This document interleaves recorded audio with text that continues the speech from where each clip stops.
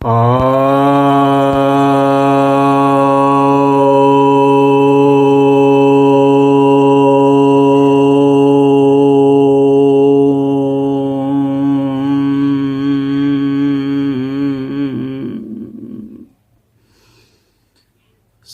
भक्तजनों को सप्रेम नमन। तो आज आपके समक्ष श्रीमद् भगवद गीता के 18वें अध्याय के 44वें श्लोक पर प्रवचन करने जा रहा हूँ। यह श्री भगवान वाच है, अर्थात श्री भगवान कहते हैं, कृषि गोरक्ष वाणिज्यम वैश्य कर्म स्वभावजम परिचर्यात्मकम कर्म शूद्रस्यापि स्वभावजम। अर्थात इसका जो सामान्य सा अर्थ है वो यही है कि कृषि करना, गो पालन करना, वाणिज्य करना, ये वैश्य के स्वाभाविक कर्म है। और परिचर्या करना यानी सबकी सेवा करना, ये शूद्र के स्वाभाविक कर्म है। अब यहाँ पर ये एक बहुत सामान्य सा अर्थ है जिसको आम लोग ऐसा समझते हैं और अनुवाद में इस तरह से मिलता है, परंतु गीता जो है वो ब्रह्म ज्ञान का शास्त्र है। यहाँ सब कुछ जो है ब्रह्म ज्ञान के हिसाब से इसमें हर श्लोक है। हर श्लोक के अंत में लिखा भी हुआ रहता है, जो हर अध्याय है, हर अध्याय के अंत में आपको लिखा रहेगा कि ये ब्रह्म शास्त्र है। ओम तत्सदिति श्रीमद्भगवद्गीतासु उपनिषत्सु ब्रह्म विद्यायाम योग शास्त्रे श्री कृष्ण अर्जुन संवादे मोक्ष संन्यास योगो नाम 18 अध्याय लिखा हुआ है। तो ये ब्रह्म विद्या का शास्त्र है। ये यहाँ पर जो है कृषि विद्या का शास्त्र नहीं है। ये आपको खेती करना बताया सिखाया जाएगा या खेती के विषय में बताया जाएगा, लौकिक नहीं है, ये पारलौकिक चीज़ है। अब यहाँ पर देखिए खेत किसको कहा है, तो अगर 13वां अध्याय देखेंगे तो 13वें अध्याय में स्पष्टता बताया गया है कि इदं शरीरम कौन्तेय क्षेत्रम इति अभिधीयते। यह स्पष्ट बताया गया है कि यह हे कौन्तेय, यह शरीर ही जो है वह क्षेत्र है, वह खेत है।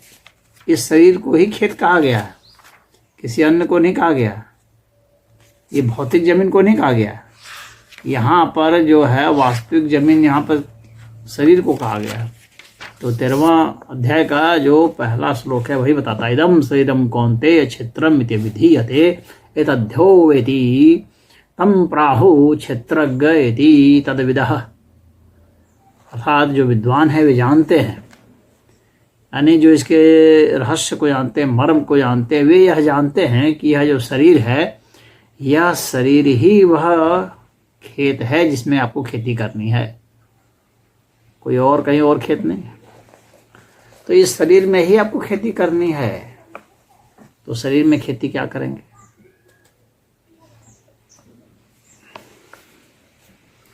जो श्रेष्ठ गुण हैं उनको इसमें उपजाएंगे, जो हीन गुण हैं उनको उखाड़ पुखाड़ करके फेंकेंगे।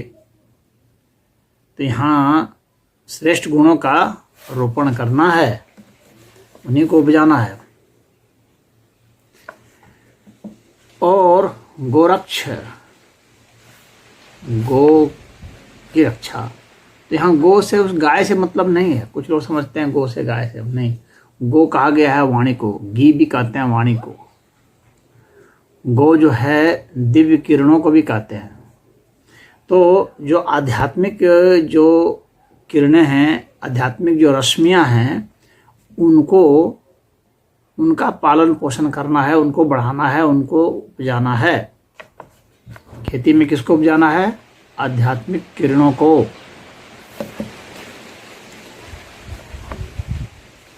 इनकी खेती करनी है। ये धान गेहूँ और जो है इनकी खेती करने की बात यहाँ नहीं की गई है, सब्जी नहीं उगाना है। यहाँ पर क्या है, जो अच्छी वाणी है, आध्यात्मिक वाणी है, वाणी की शुद्धता है, यानी मंत्र को आपको वो करना, सिद्ध करना है, उसकी खेती करनी है। या जो है आध्यात्मिक जो शक्तियाँ हैं, ऊर्जाएं हैं, जिसको गो कहा जाता है। निरुक्त में आप देखेंगे तो गो का अर्थ यही मिलेगा। वेद में भी जब भी गो आता है तो वहाँ गाय के लिए नहीं आता है, वहाँ पर इसी के लिए आता है। तो कृषि, गोरक्ष, वाणिज्यम, वाणिज्य का मतलब क्या होता है, खरीद बिक्री। खरीद बिक्री का मतलब यहाँ इन खरीद बिक्री से मतलब नहीं है जो दुकान में बैठ करके कर रहा है। क्रय विक्रय, यानी यहाँ पर कहने का मतलब है कि आपको यहाँ सत्य व्यवहार करना है। खरीद बिक्री क्या करनी है, सत्य व्यवहार करना है। आपको श्रेष्ठ चीज़ों को लेना है, श्रेष्ठ चीज़ों को देना है। इसका ही यह कर्म जो करता है, यह जिसका स्वभाव में है, श्रेष्ठ कर्मों को लेना, सत्य धारण करना और जो है अच्छे व्यवहार में उसको परिणित करना, उसको प्रयोगों में लाना। ऐसी चीज़ों की जो खेती करता है, आध्यात्मिक खेती जो कर रहा है, वह जो है वैश्य का स्वाभाविक कर्म है। तो वैश्य गुण जिनमें है वह स्वाभाविक कर्म है। इसको कुछ लोग सामान्य जो खेती गृहस्थी है होती है, इससे भी रिलेट करके देखते हैं। तो देखें, वो देखना एक अलग है, लेकिन गीता के तब मर्म को नहीं समझ पाएंगे। परिचर्यात्मकम कर्म शूद्रश्यपि स्वभावजम। सबकी सेवा करना यह शूद्र का स्वाभाविक कर्म है। यानी जब हम सेवा करते हैं, किसी की परिचर्या करते हैं, तो हम उस वक्त शूद्र होते हैं। तो सेवा तो करना ही पड़ेगा। ऐसा कोई व्यक्ति नहीं हो सकता जो सेवा ना करे। कुछ लोग सोचते हैं कि सिर्फ शूद्र ही सेवा करेगा। नहीं, जब आप सेवा करेंगे तो आप शूद्र हो जाएंगे। वह जो है वह आपका स्वाभाविक कर्म हो जाएगा। और चूंकि यहाँ स्वाभाविक कर्म लिखा हुआ है, तो स्व मतलब कि आत्मा। स्व किसको कहते हैं, आत्मा को कहते हैं। तो आत्मा में यह जब भाव उत्पन्न होता है कि हम सेवा करें, हमारे पास धन है तो धन से सेवा करें, हमारे पास ज्ञान है तो ज्ञान से सेवा करें, हमारे पास बल है तो बल से सेवा करें, हमारे पास जो कुछ भी है उससे हम सेवा करें। और हर व्यक्ति सेवा करता ही करता है दूसरे की, और स्वयं की भी करता है। तो जिस वक्त आप अपनी सेवा करेंगे या दूसरे की सेवा करेंगे, पशु पक्षी की सेवा करेंगे, वनस्पतियों की सेवा करेंगे, पेड़ में पानी देना, उसकी सेवा करना ही तो है। मिट्टी खोदना, वहाँ पर लगा देना सेवा है। तो पशु पक्षी को पानी पिलाना, ये सब भी सेवा है। तो जब भी हम सेवा करते किसी का भी, रोगी की सेवा करें तो, और वो निष्काम भाव से करते हैं। सेवा करने मतलब पैसा लेकर सेवा करना नहीं है। निष्काम भाव से जब हम करते हैं, जब हमारा वह स्वभाव है, तो वह शूद्र का कर्म। तो शूद्र जो है पवित्र है। हर व्यक्ति शूद्र होता है जब सेवा करता है। तो हर व्यक्ति वैश्य होता है जब वो खेती करता है, यानी अपने भीतर जो है गुणों की वृद्धि करता है, उपजाता है। उस समय हर व्यक्ति जो है वैश्य है। हर व्यक्ति क्षत्रिय है जिस समय वह न्याय के लिए युद्ध करता है, जिस वक्त वह अपने वासनाओं से युद्ध करता है, अपने कुकर्मों से युद्ध करता है, उस समय हर व्यक्ति क्षत्रिय है। और उस समय वह हर व्यक्ति शूद्र है जब वह दमन करता है अपनी इंद्रियों का। समोदमस्तपः शौचम। तो यह जो है जब समन करता है, तप करता है, दम करता है, जैसे पिछले 42वें श्लोक में बताए थे, ज्ञान और विज्ञान में जब वो रुचि लेता है, तो उसमें हर व्यक्ति ब्राह्मण होता है। तो ऐसा नहीं है कि फिक्स कोई व्यक्ति विशेष रूप से कोई शूद्र है, ऐसा शूद्र नहीं होता है।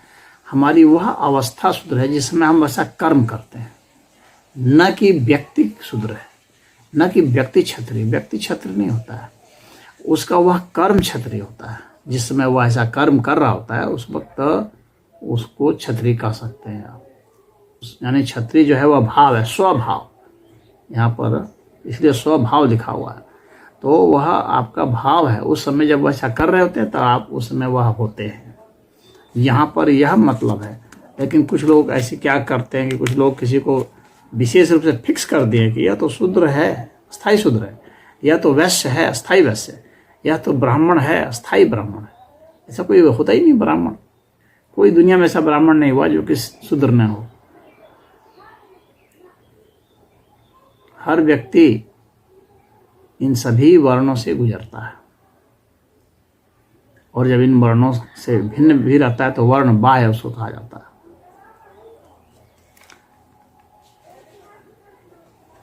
तो यहाँ पर यही बताया गया है कि परिचर्यात्मकम कर्म शूद्रस्यापि स्वभावजम।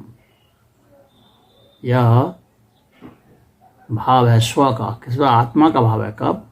आत्मा का कौन सा भाव है? शूद्र का। कब? जब वो सेवा करता है। तो यह आत्मा का भाव है जब सेवा करता है तब। यह व्यक्तित्व को बतलाने के लिए कि हम लोग के व्यक्तित्व ऐसे होते हैं। कोई व्यक्ति नहीं होता है, व्यक्तित्व होता है। यानी वर्ण जो है व्यक्ति नहीं है, वर्ण जो है व्यक्तित्व है। हर व्यक्ति इन सभी वर्णों को धारण करता है, किसी न किसी अर्थ में और किसी न किसी अनुपात में, किसी न किसी प्रतिशत में। यह यहाँ पर तात्पर्य था। तो इसमें इतना ही। हरि ओम।